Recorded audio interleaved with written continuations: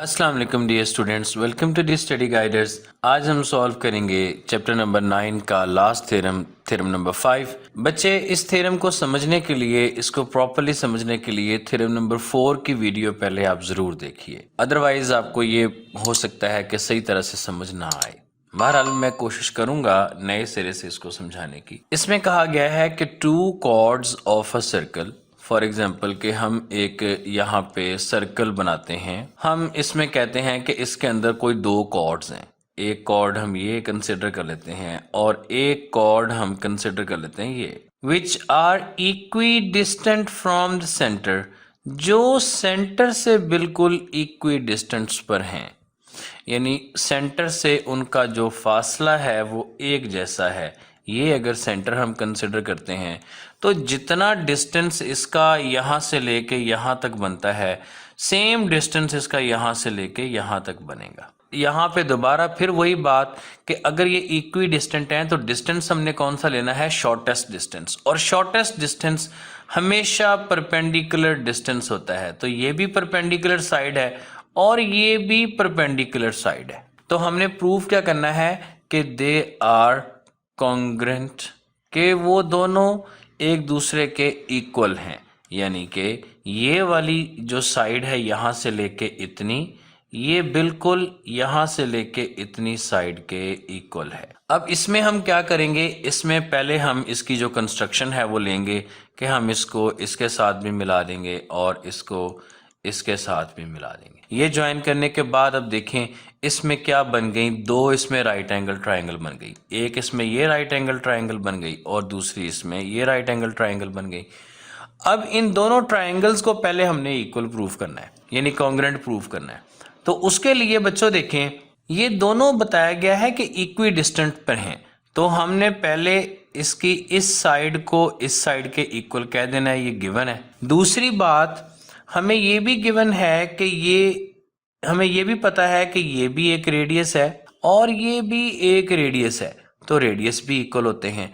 अब ये दोनों साइड इक्वल हो गई और तीसरी साइड, तीसरा जो है ना वो एंगल, हमें पता है कि एंगल भी दोनों 90 के हैं और परपेंडिकुलर हैं, तो 90 के एंगल बनते हैं और ये भी कॉन्ग्रेंट हुए, तो फिर ये दोनों ट्राइंगल्स कॉन्ग्रेंट हो जाएंगी। जब ये दोनों ट्राइंगल्स कॉन्ग्रेंट हो जाएंगी, फिर हम ये कहेंगे कि इसकी ये वाली जो साइड है ये इसकी इस वाली साइड के भी कॉन्ग्रेंट है, और जब ये आधी आधी साइड कॉन्ग्रेंट हो जाएगी तो फिर हम इसको ये भी कह सकते हैं कि जो पूरी पूरी साइड भी कॉन्ग्रेंट है।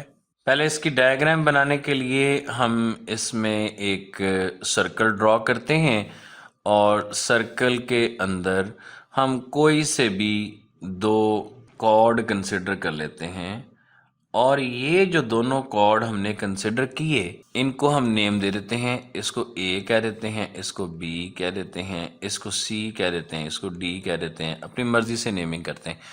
और जो सेंटर है इसका, लेट्स सपोज कि ये इसका सेंटर है और इसके सेंटर को हम कह देंगे कि ये ओ है।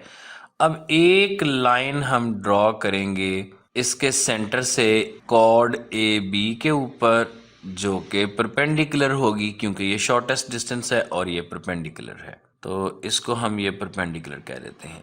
और दूसरी जो है बिल्कुल ये थ्योरम नंबर 4 की तरह इसकी डायग्राम बन रही है, तो इसको भी हमने इसके ऊपर सी डी के ऊपर ड्रॉ कर दिया परपेंडिकुलर, जो कि शॉर्टेस्ट डिस्टेंस है।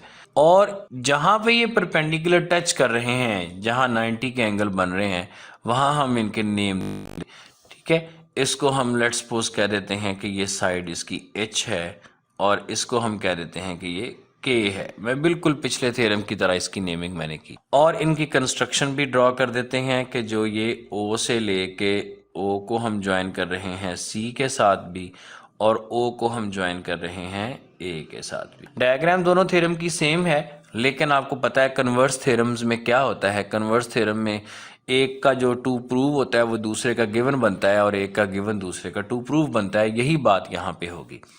तो हम इसके फिर गिवन में क्या बात लिखेंगे, पहला पॉइंट तो वही है कि a circle with centre O, और दूसरी बात कि A B and C D are chords, और इसके अलावा जो डिस्टेंस है ओ एच ये कॉन्ग्रेंट है किसके, ओ के क्योंकि कॉर्ड्स इक्वी डिस्टेंट हैं तो फिर ये डिस्टेंस इनका इक्वल हमने कह दिया। और यहाँ पे हम ये कह सकते हैं कि जो ओ एच है ये परपेंडिकुलर है ए बी के ऊपर, एंड जो ओ के है ये परपेंडिकुलर है सी डी के ऊपर। तो फिर अगर इतना कुछ गिवन में है तो प्रूव क्या करना है हमने, प्रूव हमने अब ये करना है कि जो कॉर्ड ए बी है ये कॉन्ग्रेंट है कॉर्ड सी डी के। तो कंस्ट्रक्शन जो है उसमें हमने जस्ट क्या किया है, हमने ओ को ज्वाइन किया विद ए एंड बी। लें जी, अब हमने जो अपना दावा कर लिया उस दावे को सच साबित करने के लिए हम इसका प्रूफ भी देते हैं। तो प्रूफ में आप जानते हैं कि दो चीज़ें होती हैं, स्टेटमेंट एंड रीजंस के बगैर कोई हमारी बात मानेगा नहीं। सबसे पहले हम ये दोनों ट्रायंगल की लेते हैं कॉरेस्पॉन्डेंस कि इन राइट ट्रायंगल्स कौन कौन सी ट्रायंगल है, ए एच ओ, कॉरेस्पॉन्डेंस इसकी हम लेंगे सी के ओ। इन ट्रायंगल्स में जो साइड ओ एच है ये कॉन्ग्रेंट है साइड ओ के, और ये बात हमें गिवन है। और दूसरी बात जो ओ ए है ये कॉन्ग्रेंट है ओ सी के, ये रेडियाई हैं सेम सर्कल के, रेडियाई रेडियस की जमा प्लूरल उसका, रेडियाई ऑफ सेम सर्कल। और तीसरी बात कि जो एंगल है ए एच ओ ये कॉन्ग्रेंट है एंगल सी के ओ के, बोथ आर राइट एंगल्स। अगर ऐसा है तो देन सो जो ट्रायंगल हमने कंसिडर की है ए एच ओ ये कॉन्ग्रेंट हो गई किसके, ट्रायंगल सी के ओ के। लें जी, दोनों ट्रायंगल्स जो हैं वो SAS पॉस्टुलेट के अकॉर्डिंग कॉन्ग्रेंट हो गई।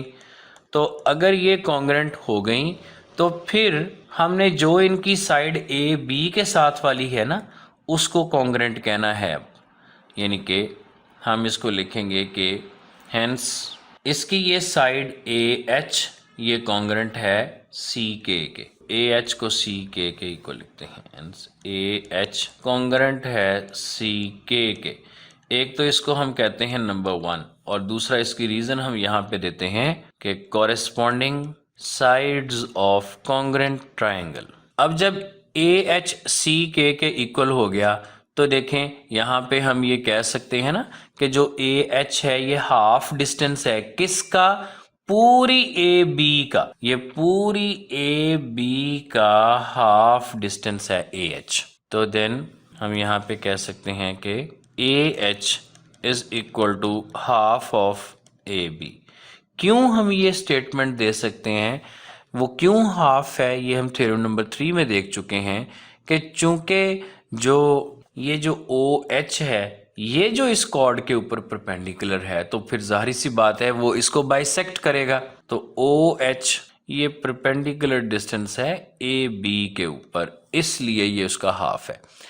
ठीक है, इसको हम कहते हैं कि ये नंबर 2 है। इसी तरह से अब हम दूसरी साइड पे देखेंगे तो दूसरी साइड पे ये जो सी के है ये हाफ डिस्टेंस है किसका, सी डी का, सी के ये हाफ है सी डी का, इसको हम कहते हैं नंबर 3। इसकी रीज़न ये है जनाब कि जो ओ सी हमने ड्रॉ किया हुआ है ना वो परपेंडिकुलर ड्रॉ किया हुआ है सी डी के ऊपर। अब इन तीनों इक्वेशंस को देख के देखें, अगर ए एच जो है जो हाफ डिस्टेंस है वो दूसरे हाफ डिस्टेंस के इक्वल है तो फिर जो इनके पूरे पूरे डिस्टेंसेस हैं ए बी ये भी सी डी के इक्वल होंगे, यानी कि अगर लेफ्ट हैंड साइड इक्वल है तो राइट हैंड साइड भी इक्वल होंगी।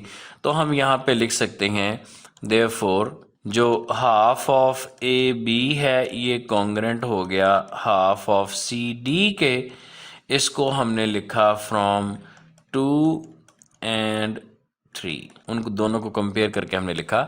तो फिर अगर 1/2 को कैंसिल करें तो ए बी कॉन्ग्रेंट आ जाएगा किसके, सी डी के, यानी कि इसका मतलब है कि chord A B is congruent to chord C D. यही हमने प्रूफ करना था। लें जी, थ्योरम नंबर 9 के पांचों थ्योरम्स हमने प्रूव कर लिए। इनमें से एक, इन पांचों थ्योरम्स में से एक लाजमी फाइनल एग्जाम्स में आता है। इन पांचों को बहुत अच्छे तरीके से आप समझिए, समझ के सॉल्व कीजिए।